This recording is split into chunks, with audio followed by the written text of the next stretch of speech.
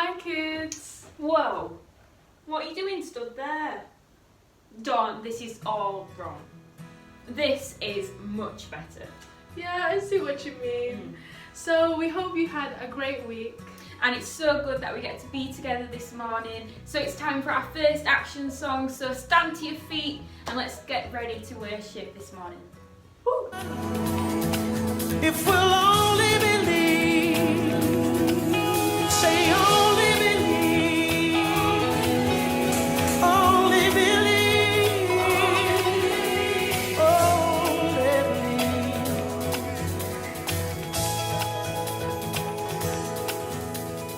Who am I that you are mindful of me, that you hear me when I call?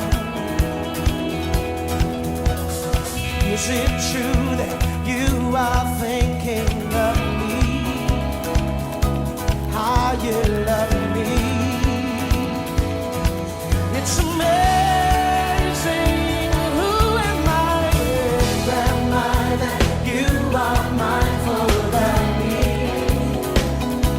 that you hear me when I call? Is it true? Is it true that you are thinking of me, how you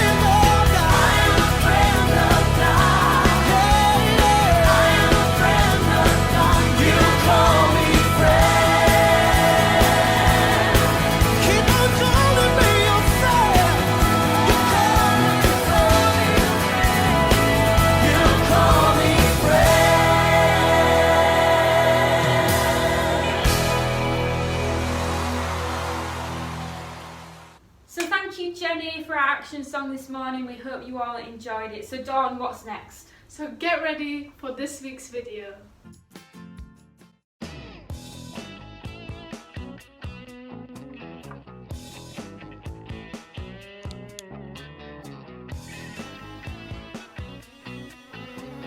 Working with the excavator, working with the excavator, working with the excavator. Yeah! Beep, beep, beep, beep, beep. Hey Skip, what are you working on? Oh, hey Suze. I'm just working on the plans for an office I'm about to start building downtown. Okay, so how's it going? It's going great. Just finishing up the blueprints, like I always do. Oh, really? You always do blueprints like this? Yeah, it's not exactly to scale, seeing as how I'm working with Legos, but it always works out. And what are you doing with that excavator? Oh, I'm getting used to handling big equipment so that I'll be ready to tear down the old mill to prepare the new job site. So you think that by practicing with this toy excavator, you'll be able to operate a real one? Well, why wouldn't I? I thought you would want to help me. Want to give it a try? Skip, you have got to be kidding me. There's no way that you or I can do this big of a job. What are you so worried about? I was asked to do the job and I know what I'm doing. I've got everything under control. See the plans? That's no plan, Skip. That's not an official blueprint. If this is the only plan that you've got, then there's so many terrible things that could happen to you, the builders, or the people that are gonna actually be in this office. Calm down, Susie Q. My blueprint is just a scaled down representation of all the work that has to get done. But you haven't included the important safety measures, like plumbing, underground piping, gas, and power. Skip, there is nothing about this building that will be built to code. It's just fine. We'll be wearing our hard hats like we always do. Does that help you feel any better? Not exactly. What if a big storm comes? With torrential downpour. See? No worries. Still standing. Oh yeah? What if strong winds come? From a huge tornado. See? No worries. Still standing. Well, what about a volcano erupting? And hot lava shooting everywhere. See? No worries. Just a little cleanup, but still standing. As a matter of fact, a barrel of monkeys could attack the building site. And see? No worries. Still standing. Oh man, those are some serious feelings we're dealing with here. I think there's something important we can all learn from that. Whenever we start to feel our emotions building up, we need to deal with how we feel, and here are 3 steps into doing just that. The first step is to stop and figure out how we're really feeling. This can be tough, but it's important because if we're not careful, we can let our emotions get the best of us. If that happens, things can seem worse than they actually are, which can cause us to make decisions that we can't undo. So let's stop right now and talk about the emotions we just saw.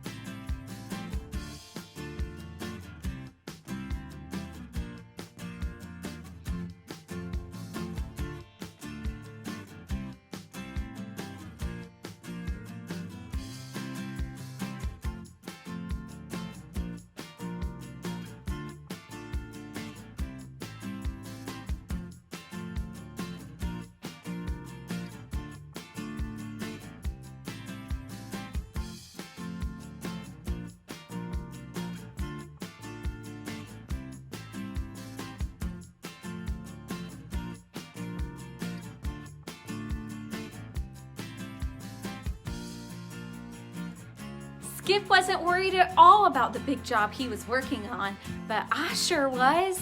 Some of the things we face are big and scary, and we can all worry sometimes. But worry starts in small ways and gets out of control in no time. And before we know it, we'll find ourselves scared of what might happen next.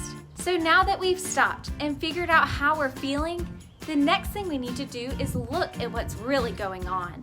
Some of the things worrying me were real, but the other things, like a barrel of monkeys falling from the sky, were a little out there.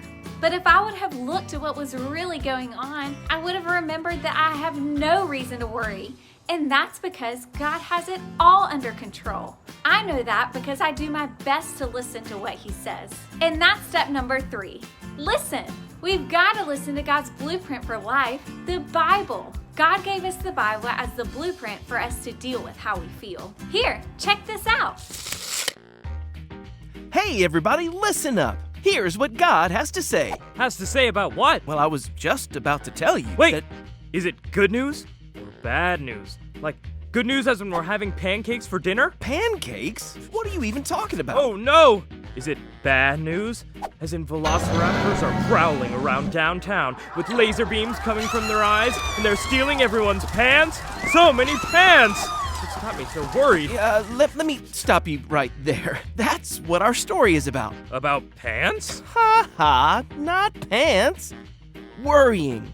There are so many things we can worry about, and God has something to say about it. So let's jump into our story about Gideon. Gideon, my main man. But wait, what did he have to worry about? Great question, and great place to start.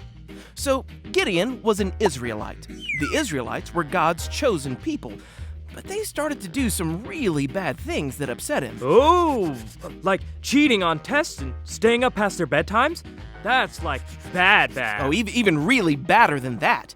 They started to disobey God, so he let a mean group of people, the Midianites, rule over them. For years, they would attack the Israelites and destroy their crops. Oh man, bullies who take your lunch money? Definitely lots to worry about. Oh yeah, and this went on forever. Finally, the Israelites shouted out to God, asking for his help. Time to throw up the bat signal. Even though the Israelites had started worshiping false gods, the one true God heard their cries. He had an idea and was about to come through for them big time. He was going to give them a shrink ray gun so they could turn the Midianites into little baby ants. Now that's an idea. Oh, it's an idea, all right. And that's where Gideon comes back into the picture. Gideon, who was hiding while separating the wheat they used for bread, was worried that if the Midianites knew he had food, they would take it. That's when God sent an angel who said to Gideon, "Mighty warrior, God is with you." Gideon did not feel like God was with them and asked the angel about all the bad things that were happening. That's when God himself spoke to Gideon. He said, "You are strong. Go and save Israel from the power of Midian. I am sending you." Well, I guess it doesn't get much more clear than that, right? Well, you'd think so, but Gideon was still worried. He wondered why on earth God would choose him to go save everyone. It's not like he came from a strong family. Gideon didn't feel important at all. God reassured Gideon that he would be with him, but Gideon needed a sign. So he asked God to stick around for a minute while he prepared an offering. I'm sure God didn't mind waiting since he's got all the time in the world. Gideon whipped up some bread and goat stew, brought it back, and placed it on a rock. That's when the angel touched it with a stick, and the whole thing went up in flames. Flaming bread, and flaming stew, and flaming rocks. There weren't any flaming rocks, but Gideon did make an altar there for God. And speaking of altars, that same night, Gideon snuck around. Like a ninja dressed in all black, throwing ninja stars at the other altars, and slicing a pole in half using a samurai sword. Gideon didn't have ninja stars or a samurai sword, but he did destroy the altar and pole his family had used for worshiping false gods. Yeah, that's what I meant to say. Gideon did all this at night because he was afraid and worried that his family would be very angry with him. When the townspeople saw what Gideon had done, they wanted him to pay for it. But nothing bad happened to Gideon. Sounds like that was a close call. It sure was. A little while later, the Midianites started moving in for another attack, and it didn't take long for Gideon to start worrying again. He knew God had promised to use him to save Israel and all, but he needed another reminder. What did Gideon have in mind? It's not like God could just shoot him a text. Yeah, no cell phones, but Gideon did have an idea. You see, dew would form overnight and make the ground, as well as everything else around it, wet. So Gideon left a piece of wool on the ground overnight and asked God to make the wool wet from the dew, but leave the ground dry. Wet wool, dry ground, check. Sure enough, God did just that. But Gideon still wasn't sure and asked God if he'd do just the opposite the next night. Okay, so dry wool and wet ground. Got it. When Gideon woke up the next morning, that's exactly what he found. The wool was dry, but the ground around it was covered in dew. Please tell me Gideon trusted God this time. Gideon was now confident that God wanted him to fight the Midianites. He knew that the Lord thought he was good enough to do the job. So Gideon decided to stop worrying, trust God, and do exactly what God wanted him to do. So the next time we find ourselves worrying about anything, We can trust God. Gideon was so worried about how it would all turn out that he forgot God was with him and had a good plan all along. God was patient with Gideon and kept reminding him that he was made with a great purpose. That's when Gideon's worry stopped and his trust in God started. Gideon learned that he can really trust God, and we can too. The next time we find ourselves asking, what if, and worrying, we can stop, look, and listen to the truth of God's word. Doing these things will help us stop the worry and see that God will never leave us. He wants what's best for us, and because of that, we can trust him. That's what we need to know today. Everyone say it with me. When I feel worried, I can trust God. That's it. You can deal with how you feel when you stop, look, and listen. Now we're gonna play a game called Spot It. 2 cards will appear on the screen, and your job is to spot the object that is on both of the cards as quickly as possible. You will have 10 seconds before the cards disappear, so try to spot it fast. On your mark, get set, go!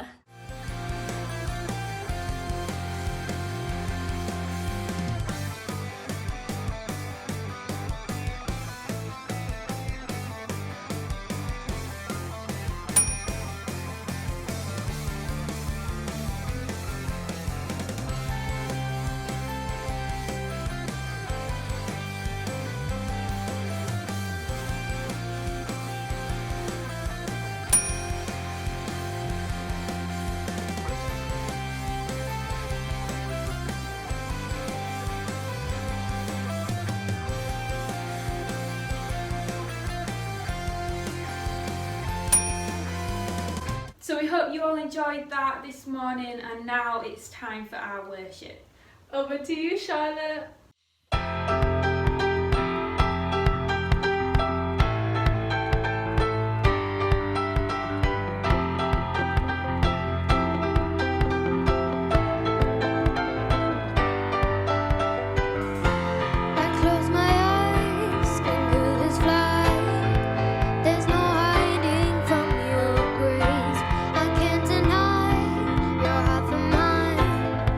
And it's unrelenting.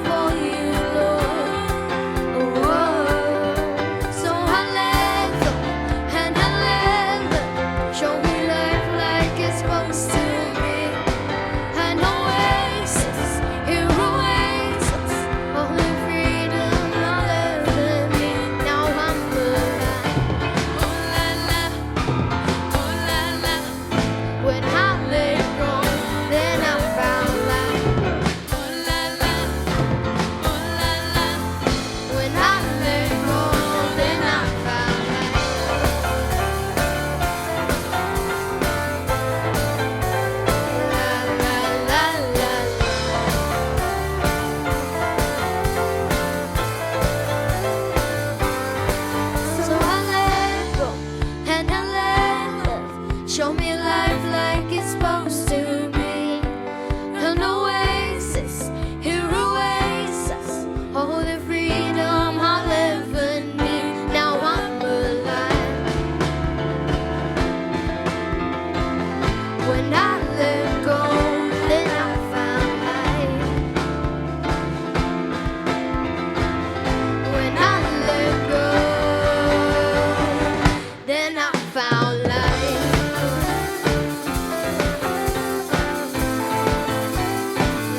La la la la.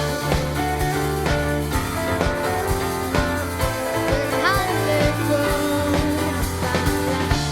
Ooh la la, ooh la la. When I let go, then I found life. Ooh la la, ooh la la. When I let go, then I found life.